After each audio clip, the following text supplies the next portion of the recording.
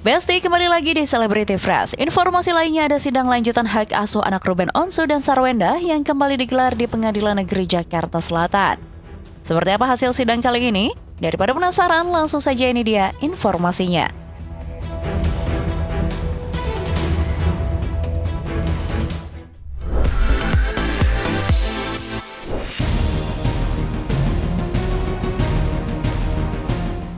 Besti, sidang gugatan hak asuh anak yang dilayangkan Ruben Onsu ke Pengadilan Negeri Jakarta Selatan kembali digelar. Setelah sebelumnya sidang beragendakan penentuan mediator, kali ini sidang diagendakan mediasi nih Besti. Namun sayang, sidang tersebut tidak berjalan dengan baik alias tidak menemukan kesepakatan. Alhasil, sidang akan dilanjutkan pada Agustus 2026 mendatang. Meski begitu, Ruben Onsu berharap di sidang lanjutan kedua belah pihak menemukan titik terang yang berpihak pada keduanya.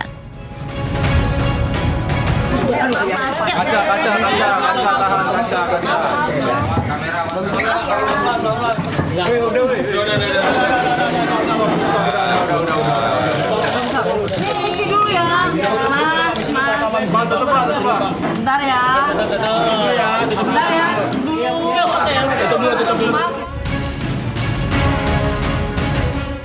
Di tengah Ruben yang ingin sidang berjalan dengan baik, belakangan publik justru sibuk menyoroti kabar Sarwenda pindah dari rumah yang ditinggali Sarwenda dengan anak-anaknya. Benarkah rumor yang menyebut bahwa Sarwenda memutuskan untuk pindah karena kredit macet hingga rumah tersebut masuk daftar lelang bank? Kalau masalah pindah rumah ya aku sudah relakan. Jadi aku mau hidupnya lebih tenang, lebih damai, anak-anak juga lebih tenang, lebih damai. Jadi semoga bisa menjadi berkat yang baru lagi. Doain semoga aku bisa bekerja untuk rumah itu sudah ada surat dari bank juga ya, bahwa akan ada rencana lelang juga ya. Jadi rumah ini kan bagian dari Gonogini sebenarnya. Lantas, akankah Ruben Onsu akan diam dan membiarkan rumor tersebut menyerang namanya? Dan apakah kabar pindahnya Sarwenda dan anak-anaknya dari rumah tersebut sudah sampai ke telinga Ruben Onsu? Pasalnya, Sarwenda mengklaim bahwa dirinya telah menginformasikan sang mantan suami terkait rencananya tersebut. Terus apakah masuk akal Ruben sebagai krediturnya, sebagai nasabahnya, dia nggak mendapat yang namanya surat calling 5? Kan harusnya dapat. Ruben belum pernah mendapat yang namanya calling 5 gitu loh ya. Artinya informasi pertama yang didapatkan oleh kami, oleh Ruben ketika terjadi perpindahan itu kan bukan dari dia. Harusnya kan sebaiknya ini ya, bukan mengajari. Orang yang pertama tahu dia pindah kan harusnya adalah Ruben. Karena di situ adalah ada anak-anak kan gitu. Tapi ini kan tidak.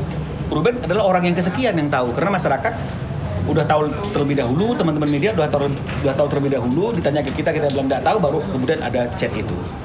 Ya, jadi itulah mengenai masalah perpindahan. Wah, kedua belah pihak masih bersikeras mengklaim diri sebagai pihak yang butuh pembelaan dari publik nih Besti. Tapi satu yang jelas nih Besti, Sarwenda tak hanya protes soal rumah mewahnya yang terpaksa ditinggalkan, melainkan pembagian aset yang disebut-sebut masuk ke daftar harta Gonogini pernikahannya dengan Ruben Onsu. RO mendapatkan 2 aset, klien kami mendapatkan 2 aset. Tetapi aset yang didapat RO adalah aset yang clean and clear, tidak ada permasalahan di bank. Ya, ternyata yang diberikan kepada klien kami ini bermasalah di bank, yang nilainya cukup fantastis. Ya, klien kami tidak mau terseret lagi dengan pusaran itu. Klien kami dengan finansial yang sudah mandiri, ya, klien kami lebih baik pindah untuk mencari apa? Mencari kebahagiaan dengan anak-anak. Ya.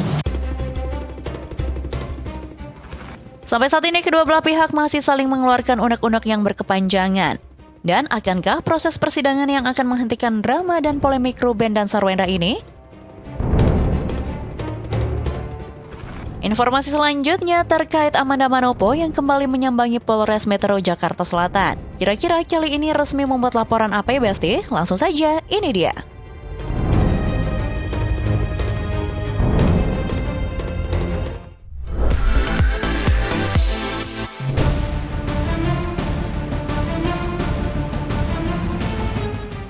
Besti, lagi-lagi Amanda Manopo menjadi sorotan, bukan karena comeback main sinetron atau film, melainkan karena dugaan penggelapan dana yang dilakukan oleh mantan karyawannya.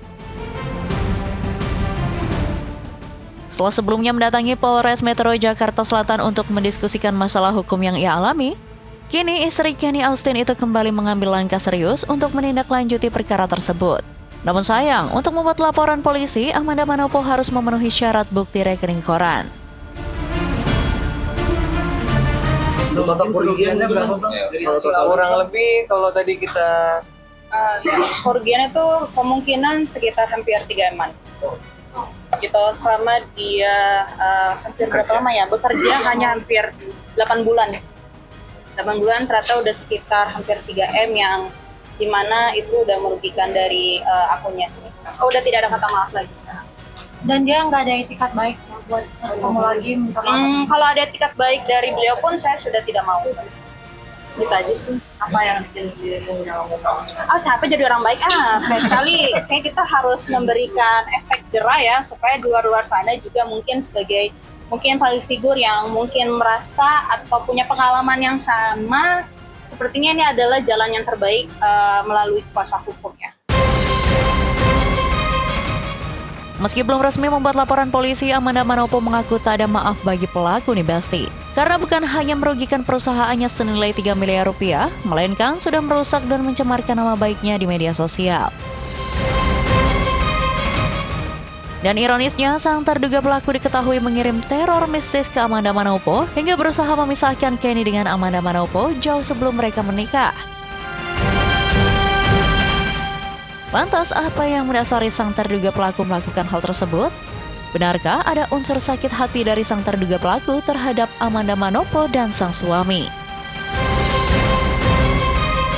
Tapi semenjak saya ada punya hubungan sama suami saya, di situ dia udah mulai terlihat sangat jelas gitu, ingin memecahkan hubungan dan akhirnya melakukan perdukunan. Dia melakukan itu karena waktu itu saya memang ada punya hubungan sama suami saya sekarang dan dia tuh ingin memecahin, dan waktu itu saya tanya dia melakukan itu karena memang ada niatan yang ingin memecahkan. Dan kalau misalkan saya cari tahu kayak tanah kuburan, menurut saya itu kayak mau mencelakai ya. Jadi ya ketika tahu itu semua, saya akhirnya langsung melakukan tindakan. Dan habis itu kita mengaudit semuanya dari rekening PT dan akhirnya terlihat sangat jelas sekali. Mengetahui sang istri sempat mendapat teror mistis dari mantan karyawannya, Kenny Austin pun emosi nih Besti. Namun karena Amanda Manopo tak ingin terlibat masalah yang tak diharapkan, Amanda memilih mengambil langkah hukum. ada teror lain nggak sih selain? Ada teror lain ada, tapi mungkin kalau ancaman lewat dari sosial media itu pasti ada. Kita ada voice note juga di mana ada komunikasi yang memang dari direktur selaku PT juga dari AIS selaku manajer saya juga ada ancaman-ancamannya. Ada ancaman ingin membunuh, kayak mendatangi dan segala macam. Akankah langkah hukum yang diambil Amanda ini memberikan efek jera bagi sang terduga pelaku? Dan benarkah pelakunya hanya satu orang saja? Oke Besti, jangan kemana-mana dulu, karena setelah ini masih ada informasi yang lebih seru lagi. So, tetap di Celebrity Fresh.